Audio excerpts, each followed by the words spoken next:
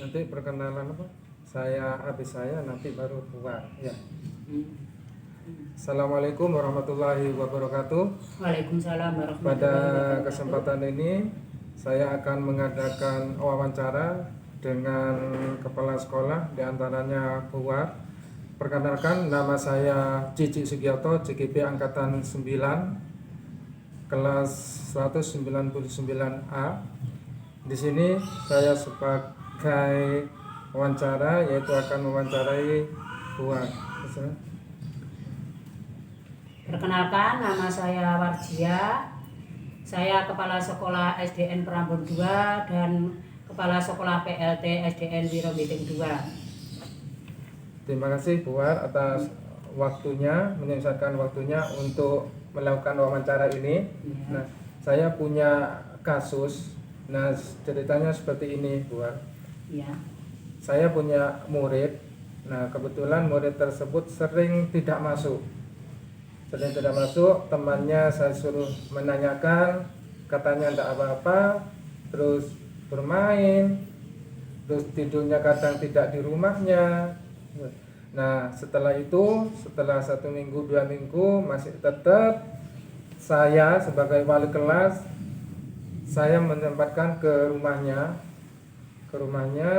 terus ya anaknya ya seperti itu, ya tidak sakit, bermain. Nah, di sana ya saya bertemu dengan orang tuanya, ya orang tuanya menyambut baik, tapi kendalanya ya di sana anaknya ya kurang perhatian. Nah, selanjutnya saya mengadakan yang kedua kali mengadakan kunjungan ke sana, yaitu dengan kepala sekolah. Nah, itu pun juga ada tindakan seperti itu. Kenapa? Karena anak tersebut ya tetap, walaupun saya datangi sendiri. Nah, untuk yang ini saya dengan kepala sekolah, paling tidak ada dari anak tersebut, paling tidak ada apanya ya. Nah, ada gregetnya untuk masuk kembali.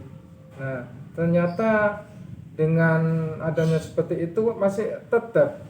Nah, itu kasus dari saya. Nah, menurut Puan sebagai kepala sekolah, nah pasti punya pengalaman bagaimana cara memecahkannya.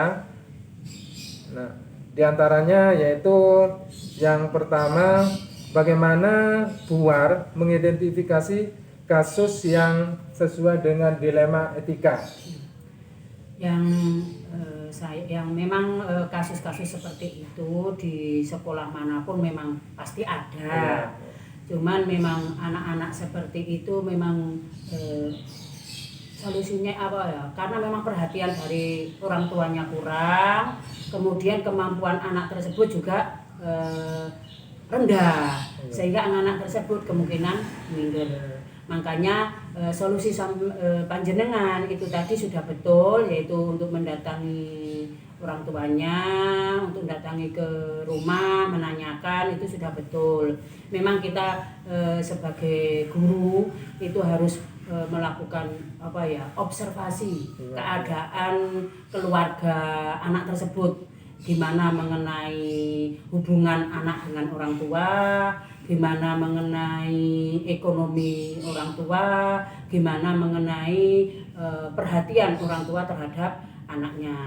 Dan yang kedua, memang jenengan sebagai guru kelas harus mencari data dari teman-teman dekatnya di sekitar, atau tetangga dekat dengan anak tersebut, sehingga nanti mengetahui betul apa sih kelemahan anak tersebut kok tidak masuk sekolah secara terus-menerus. Itu. Ya. Terus yang kedua, dalam pengambilan keputusan di sekolah, terutama untuk kasus-kasus yang ada dua kepentingan di sini sama-sama benar, ya. Nah, menurut Puan itu bagaimana? Pasti bingung ya, antara yang satu dengan dua sama-sama benar, untuk menentukan keputusan pasti bingung ya. Makanya dengan adanya anak-anak yang apa ya, anak kecil itu kan biasanya minta diperhatikan, Iya. apalagi anak-anak SD itu kan keinginannya itu selalu diperhatikan, selalu diladeni sama orang tua maupun gurunya. Iya. Makanya panjenengan tadi sudah betul mendatangi orang tuanya, mendatangi ke rumahnya, sehingga untuk mengetahui apa sih pekerjaan orang tuanya atau penghasilan dari orang tuanya. Karena kebanyakan anak-anak yang males sekolah itu karena memang orang tua itu kurang memperhatikan kepada anaknya. Iya, iya, iya. Baik dalam hal persiapan mau berangkat ke sekolah maupun dalam hal belajar di rumah. Iya. Sehingga anak tersebut karena nggak pernah diajari di rumah, sehingga anak tersebut biasanya membaca dan menulisnya itu pun masih kurang. Iya, iya. Sehingga kalau di kelas itu melihat teman-temannya itu kok lancar membaca, dia bisa menghitung, akhirnya anak-anak tersebut merasa minder. Makanya dengan untuk menghilangkan keminderannya itu, karena dia memang di rumah tidak diajari, maka ya solusinya satu, harus selalu kerjasama dengan orang tuanya atau wali muridnya, yaitu orang tua harus memperhatikan anaknya di rumah, paling tidak ya pada waktu pagi hari untuk membangunkan anak tersebut. Kemudian yang kedua yaitu mempersiapkan anak tersebut, yaitu baik mandi, berpakaian, terus mau keberangkatannya. Nah, kemudian gurunya juga ikut andil di dalam mengatasi mengenai tidak bisa membaca dan menulisnya itu, dengan cara yaitu menambah jam pembelajaran setelah teman-temannya pulang. Sehingga umpama biasanya ini terjadi pada anak kelas 1, 2, 3, sehingga pada waktu temannya itu sudah pulang, anak yang memiliki kelemahan-kelemahan seperti itu ditambah 1 jam untuk diajari membaca, diajari menulis, kemudian diajari dalam hal menyiapkan dirinya atau meramut dirinya, sehingga anak-anak tersebut diperhatikan penuh, tidak hanya dibiarkan saja. Kalau anak tersebut di rumah sudah dibiarkan orang tua, di sekolah juga gurunya membiarkan, maka anak tersebut ya akhirnya ya tetap malas terus. Tapi kalau nanti di rumah walaupun belajarnya itu orang nyun sewu, orang tuanya kurang bisa ada waktu untuk membimbing dalam hal belajar, tapi paling enggak kan di pagi harinya tadi sudah membantu anaknya dalam hal membangunkan, menyiapkan untuk mandi, untuk berpakaian, pakai seragam. Kalau bisa orang tuanya disuruh ngantar sampai ke sekolah. Nah, nanti di sekolah ya gurunya harus memberikan bimbingan, yaitu mengajari membaca, mengajari menulis, mengajari menghitung, sehingga anak tersebut merasa dirinya itu masih diperhatikan baik orang tua maupun gurunya di sekolah. Walaupun orang tua sesibuk apapun, tetap anaknya tetap diperhatikan. Terus gurunya sudah memberikan solusi, yaitu memberikan tambahan jam pelajaran di luar jam pokok tadi 1 jam Bu ya. Itu solusinya. Terus yang selanjutnya, langkah-langkah atau prosedur biasanya yang Bu War lakukan selama ini itu apa? Langkah-langkah kalau ada anak yang seperti itu, memang satu, wali kelas itu kan ada absen harian, yang setiap akhir bulan itu kan dimintakan tanda tangan ke kepala sekolah. Kemudian kepala sekolah itu melihat, yang tidak masuk, yang sering tidak masuk, yang tidak masuk karena sakit atau karena izin, karena apa, nah itu nanti ketahui. Nah, bagi siswa yang ada yang tidak masuk sampai beberapa hari, apalagi beberapa minggu, itu ya wali kelasnya biasanya saya tanyakan, kenapa anak ini kok 2 minggu atau 3 minggu tidak masuk kelas, kok terus apa yang kamu lakukan? Biasanya ditanyakan kepada gurunya, terus gurunya biasanya ya sudah memberikan sudah menanyakan ke teman-temannya. Biasanya kalau seperti itu kepala sekolah pun juga ikut langsung pas pada waktu absen pagi hari. Ya, biasanya yang absen itu adalah guru kelasnya, biasanya diambil alih oleh saya. Biasanya saya yang absen, kemudian saya tanyakan ke teman-temannya, kenapa si A ini kok sering nggak masuk. Nah, nanti kan ada teman-temannya yang terdekat itu yang menjawab. Nah, kemudian kepala sekolah itu saya biasa menanyakan, kenapa kok nggak masuk, apakah anak ini sakit. Terus kalau temannya bilang enggak sakit, dia main. Loh, kenapa, mainnya main apa? Nah, terus saya kemudian minta tolong ya Mbak, Mas, yang terdekat siapa saja. Biasanya ada 3 anak ataupun 4 anak yang memang rumahnya itu berdekatan dengan rumah anak tersebut. Biasanya tolong besok pagi kalian bertiga untuk menghampiri anak tersebut yang tidak masuk. Monggo ayo rame-rame kita hampiri bersama-sama. Supaya apa? Mungkin kalau dihampiri teman-temannya dengan bersama-sama, insya Allah dia akan memiliki greget, memiliki keinginan untuk berangkat sekolah, keinginan untuk belajar bersama lagi di sekolah. Biasanya seperti itu. Kemudian nanti untuk langkah berikutnya yaitu kalau anak tersebut tetap tidak masuk lagi, biasanya wali kelas tak suruh untuk datang ke rumahnya. Setelah datang ke rumahnya, menanyakan, kemudian mengajak mereka itu untuk masuk kelas, kemudian terus besoknya nanti kalau beberapa hari lagi sudah tidak masuk lagi, biasanya langsung kepala sekolah suruh membuatkan surat panggilan ke orang tuanya.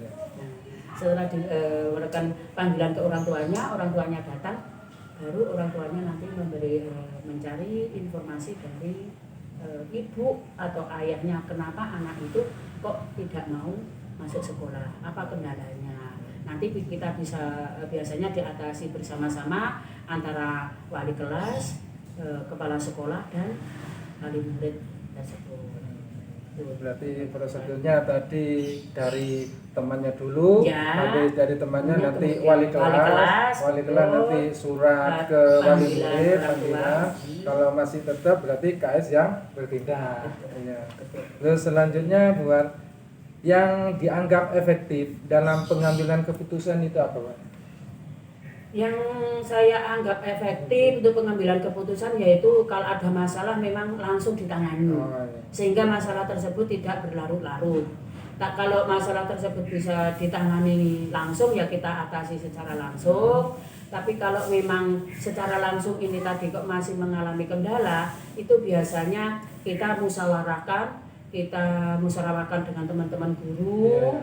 Kita setiap akhir bulan kita kena ada rutinitas rapat rutinitas setiap akhir bulan, yaitu untuk mungkin mengenai kesulitan-kesulitan yang ada di kelas maupun kesulitan-kesulitan mengenai siswa, sehingga guru-guru yang mengalami kesulitan di kelasnya masing-masing itu biasanya mengutarakan kesulitan-kesulitannya dan kita pecahkan bersama-sama dengan guru-guru.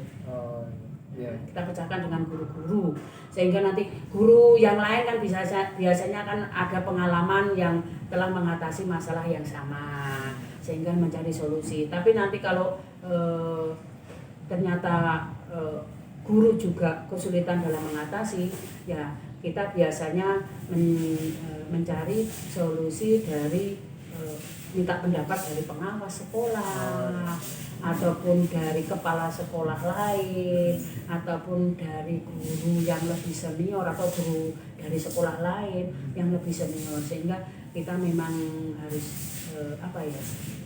mencari solusi yang terbaik untuk anak tersebut gimana sebaiknya. Nah, setiap kasus pasti tidak ada langsung ditangani, langsung selesai, kan pasti tidak bolehnya. Ya. Paling dalam kasus paling tidak ada tantangan itu. Nah, menurut gua yang dialami Bu War itu tantangan yang seperti apa? Gitu. Tantangan yang saya alami mengenai anak yang sering tidak masuk memang karena ekonomi orang tua, yang kedua karena memang kemampuan anak tersebut, yaitu setelah wali murid itu dipanggil, biasanya wali murid dipanggil 1 minggu atau 2 minggu ke depan, memang anak tersebut aktif, karena orang tua pun juga aktif dalam membangunkan anaknya, dalam menyiapkan bekal anaknya, dalam menyiapkan perlengkapan anaknya, kadang sampai mengantar ke sekolah. Tapi kalau setelah 2 minggu ke atas, 3 minggu, 1 bulan lebih, itu biasanya anak tersebut sudah mulai kendor lagi. Yaitu kadang itu seminggu 1 hari tidak masuk, mungkin 2 minggu 1 kali tidak masuk dengan alasan ya mungkin capek, mungkin dengan alasan ya pokoknya alasannya itu alasan yang tidak yang tidak logis, bukannya sakit atau apa. Sesuai dengan pengalaman Puar, nah kalau ada kasus itu langsung ditangani ataukah dijadwalkan tertentu? Kalau ada kasus biasanya langsung saya tangani bersama guru-guru, yaitu saya tangani bersama guru-guru, kita bermusyawarah untuk mencari solusi yang terbaik, di mana langkah yang harus diambil. Yang terbaik itu tadi, kalau memang memerlukan mendatangkan umpama komite ataupun mendatangkan orang yang memang yang lebih berkompeten, ya memang kami datangkan untuk mencari solusi-solusi itu, sehingga masalah-masalah yang ada di sekolah itu tidak sampai berlarut-larut. Karena kalau berlarut-larut itu nanti akan bisa menimbulkan masalah yang besar lagi. Sehingga kalau bisa sekecil apapun masalah langsung dipecahkan bersama di ruang guru. Ini biasanya kalau masalah mengenai murid di dalam kelas. Kalau memang guru dimusyawarahkan di antar guru itu tadi belum mendapatkan solusi, biasanya nanti dibicarakan pada waktu musyawarah di akhir bulan bersama kepala sekolah. Itu yang kami lakukan di sekolah kami. Iya. Nah, di dalam pengambilan keputusan, nah pasti ada didukung oleh orang-orang tertentu. Nah, sesuai pengalaman Puar, nah siapa saja yang termasuk atau ikut andil dalam pengambilan keputusan di Puar? Yang biasanya yang selalu ikut pengambil keputusan yaitu satu, itu adalah guru-guru. Ini guru-guru maksudnya guru agama, terus guru olahraga, ya guru-guru semua. Ini yang kedua yaitu adalah komite. Ini komite. Kemudian yang ketiga adalah biasanya ini adalah tokoh agama. Biasanya adalah guru ngaji anak-anak. Di situ itu biasanya guru ngajinya siapa? Biasanya itu saya panggil. Ini yang saya lakukan kalau memang masalah itu agak rumit, agak urgent yang harus melibatkan ke orang lain. Tapi kalau memang masalah itu hanya di lingkup mengenai pembelajaran saja, itu biasanya hanya guru dan kepala sekolah. Terus yang selanjutnya, pembelajaran apa yang dapat dipetik dari pengalaman Puar selama Puar menyelesaikan beberapa kasus, 1 atau 2 bahkan banyak sekali. Nah, pasti ada pelajaran yang sangat penting. Nah, yang paling berkesan di Puar itu pembelajaran yang apa? Pembelajaran yang mengenai memecahkan kasus ini adalah sekecil kasus mengenai siswa yang sifatnya tentang pembelajaran di kelas atau kesulitan-kesulitan mengenai keadaan siswa, mengatasi siswa, itu kita musyawarahkan bersama dengan guru-guru lain. Sehingga apabila ada kasus ada masalah itu di kelas lain, kadang kan sebetulnya sama masalahnya, cuman setiap guru itu kan pribadinya kan beda-beda. Ada yang mau terbuka, ada yang hanya diam. Makanya setiap ada sekecil masalah mengenai pendidikan atau mengenai kesulitan siswa itu dimusyawarahkan di ruang guru. Kita ngomong-ngomong bersama-sama, kemudian guru saling saut menyaut untuk mencari solusi-solusi yang terbaik untuk mengatasinya. Dan yang kedua, seandainya memang guru kelas itu mengalami kewalahan atau kesulitan, biasanya dibantu oleh guru-guru yang lainnya atau guru bidang studi, seperti guru olahraga, guru agama, itu biasanya akan membantu kita dalam mengatasi kesulitan-kesulitan yang ada di kelas tersebut. Oh, ya, terima kasih atas pengalaman Puan yang sudah diberikan kepada saya tentang kasus-kasus yang sudah ditangani. Ya. Dari keterangan dari Puan itu ada beberapa yang saya tangkap.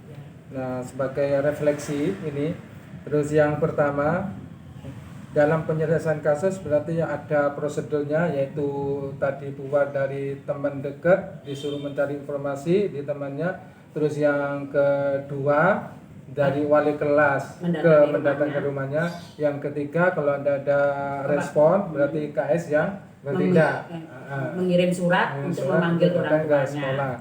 Terus yang refleksi yang kedua yaitu segala apapun yang ada di sekolah, masalah kecil ataupun besar selalu dimusyawarahkan bersama-sama dengan guru yang lain untuk mencapai mufakat. Yang penting mencari solusi-solusi yang terbaik untuk anak-anak didik kita. Ya. Terus yang ketiga yaitu kolaborasi. Di sini kolaborasi antara wali murid, guru kelas dan kepala sekolah. Nah, kalau tidak ada kolaborasi ini tidak bisa jalan sendiri. Benar. Jadi harus bersama-sama. Ya. Terus yang keempat yaitu di sini ada paradigma. Ini paradigma yang ada ini keadilan melawan rasa kasihan. Ya. Nah, di sini kasihan itu apa ya? Tadi anaknya sering ditinggal kerja, terus pembelajarannya jadi gak karuan. Jadi ada solusi dari guru tadi untuk memberi tambahan tadi. Ya. Terus yang terakhir ada prinsip di sini yaitu rasa berbasis rasa peduli. Nah, pedulinya di sini yaitu guru memberikan jam tambahan yang tadi 1 jam itu itu berarti rasa peduli. Untuk belajar membaca dan menulis. Yang kedua memberikan perhatian yang lebih daripada hari-hari sebelumnya pada anak tersebut. Terima kasih atas itu temuan tadi refleksinya. Ini merupakan hal-hal yang sangat penting untuk saya nanti ke depannya. Misalnya jadi saya jadi seorang pemimpin, mungkin ini nanti pengalaman di luar, mungkin nanti bisa saya terapkan lewat kasus-kasus yang ada di sekolah saya. Ya. Terima kasih atas waktunya Puan.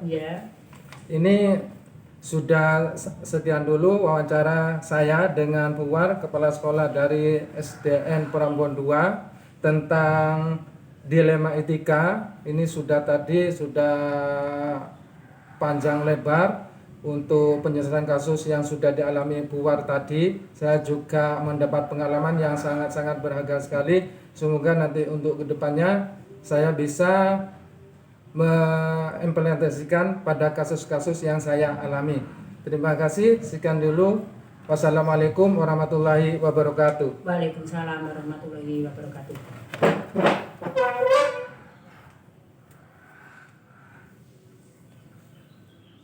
Loh.